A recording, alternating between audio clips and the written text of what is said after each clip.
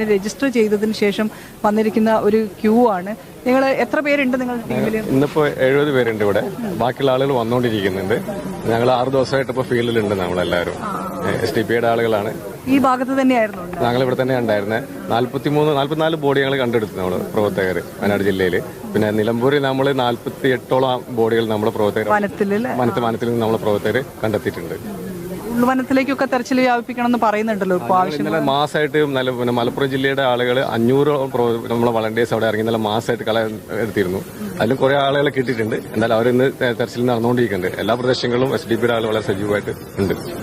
അതായത് വിവിധ രാഷ്ട്രീയ പാർട്ടികളുടെയും സംഘടനകളുടെയും എല്ലാം തന്നെ പ്രവർത്തകരാണ് ഇപ്പോൾ രക്ഷാപ്രവർത്തനത്തിൽ സജീവമായിരിക്കുന്നത്. ഇത്തരത്തിലുള്ള തെരച്ചിലിൽ സജീവമായിട്ടുള്ളത്. ആളുകളെല്ലാം തന്നെ ഇവിടേക്ക് എത്തി. ഇന്നലെ കഴിഞ്ഞ ദിവസങ്ങൾ ഇപ്പോൾ ഇവർ പറഞ്ഞത് 6ാം ദിവസത്തിലേക്കാണ് തെരച്ചിൽ നീങ്ങുന്നത്. കഴിഞ്ഞ 6 ദിവസമായി തന്നെ ഇവിടെ തെരച്ചിലിനുണ്ട് എന്നുള്ളതാണ്. അങ്ങനെ പക്ഷെ ഓരോ ദിവസം കൂടി വരുന്നുണ്ട്.